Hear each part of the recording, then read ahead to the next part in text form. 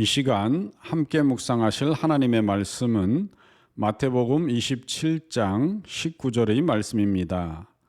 총독이 재판석에 앉았을 때 그의 아내가 사람을 보내어 이르되 저 옳은 사람에게 아무 상관도 하지 마옵소서. 오늘 꿈에 내가 그 사람으로 인하여 애를 많이 태웠나이다 하더라. 아멘. 우리는 살면서 기묘하게 엇갈리는 운명의 삶을 살았던 사람들의 이야기를 듣기도 합니다. 노예로 팔려간 요셉이 이집트의 총리가 되어 이집트와 주변 나라들을 구원하는 일도 있었고, 전쟁 포로로 끌려갔던 다니엘과 세 친구가 바벨론을 다스리는 일도 벌어졌습니다. 그리고 이러한 배후에는 하나님의 놀라운 섭리가 있었습니다. 그런데 이러한 일이 제2차 세계대전을 전후한 독일에서도 벌어졌습니다. 파비안 폰 슐라브렌도르프는 독일의 변호사이자 장교였으며 히틀러를 대항한 레지스탕스에 가입한 저항 운동가이기도 했습니다.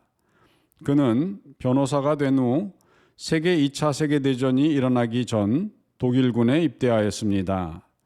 하지만 그는 히틀러가 광기에 사로잡혀 유럽을 파괴하고 있다는 것을 깨닫고는 곧바로 레지스탕스에 합류하였습니다. 그리고 1943년 3월 13일 히틀러가 러시아의 국방성 본부에 방문하였을 때 히틀러가 다시 타고 돌아갈 비행기에다 몰래 시한폭탄을 설치하고 작동시켰습니다. 하지만 이상하게도 폭탄은 터지지 않았습니다. 나중에 확인된 바에 따르면 항공기 화물창의 극심한 추위로 인해서 이런 일이 벌어졌습니다. 슐라브렌도르프는 그때 히틀러를 향한 암살 시도가 들키지 않고 안전하게 지나갈 수가 있었음에도 불구하고 두 번째 암살 시도를 하다가 마침내 체포되었습니다. 결국 슐라브렌도르프는 게슈타포 감옥에 보내져 반복적으로 모진 고문을 당했습니다. 하지만 그는 자신과 함께 연관되었던 레지스탕스의 자세한 정보를 발설하지 않았습니다. 1945년 초 슐라브렌도르프는 나치의 법정에 세워졌습니다. 이때 그에 대한 재판을 맡은 사람은 당시 악명 높은 판사였던 롤랜드 프라이슬러였습니다. 그는 거의 모든 재판 때마다 사형 판결을 내리는 것으로 매우 악명이 높았습니다. 판사 프라이슬러는 지나간 11년 동안 모든 판사가 내렸던 사형 선고를 합친 것과 같은 수의 사형 선고를 죄수들에게 내렸을 정도였습니다. 그런데 슐라브렌도르프가 재판을 받기 위해 법정에 앉아 있는 사이에 미군의 폭격기가 날아와 법원을 폭격하였습니다. 이에 악명 높은 판사 프라이슬러는 그 자리에서 죽었는데 그가 죽을 때 여전히 슐라브렌도르프의 파일을 손에 들고 있었다고 합니다. 한 달이 지난 후 슐라브렌도르프의 재판 일정이 다시 잡혔을 때 다른 판사는 그에게 무죄를 선고했지만 슐라브렌도르프는 여전히 다른 강제 수용소로 이송되어 계속해서 갇혀 있어야만 했습니다. 1945년 4월 24일 슐라브렌도르프는 12개 나라에서 온 저명한 수감자 140명과 함께 이탈리아 북부에 있는 니더도르프라는 도시로 이송되었습니다. 그리고 당시 폐색이 짙었던 독일군 수뇌부는 이들 수감자를 모두 죽이라는 명령을 내렸습니다. 하지만 1945년 5월 4일 미군이 슐라브렌도르프가 갇혀 있었던 감옥을 점령하고 그를 풀어주었습니다. 이후 슐라브렌도르프는 기묘한 운명 속에 과거 자신이 죄인이며 피고인으로 재판받았던 독일의 법정에 판사로 임명되어 일하게 되었습니다.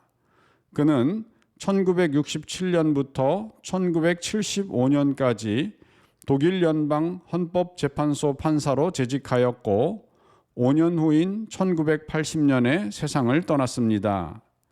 그렇습니다. 우리가 사는 악한 세상에서는 엄청난 악을 저지른 히틀러가 오히려 나라의 지도자가 되어 백성들에게 칭송받는 삶을 살기도 하고, 반대로 악을 제거하여 무고한 사람들을 희생해서 구원하려고 힘썼던 슐라브렌 도르프 같은 이는 사형 선고를 받기도 합니다.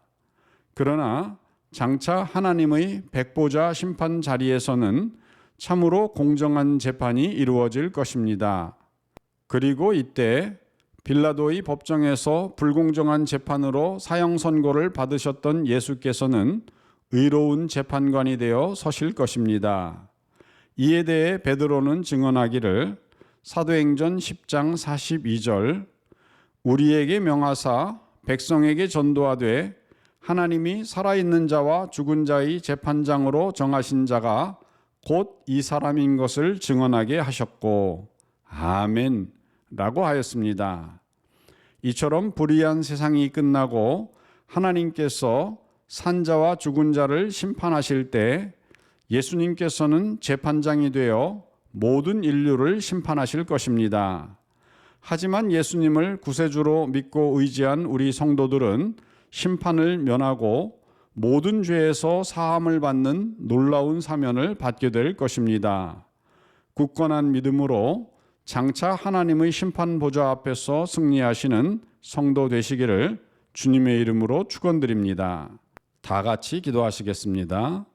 사랑하는 하나님 아버지, 우리가 이 땅을 살다 보면 여러 가지 불의한 일, 억울한 일을 만나기도 합니다.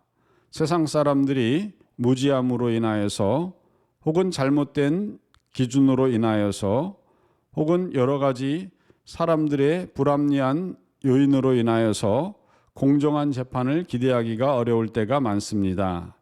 그러나 장차 하나님의 심판 보좌 앞에서는 우리의 모든 잘잘못이 낱낱이 세세히 그리고 정확하게 드러나게 될 줄로 믿습니다.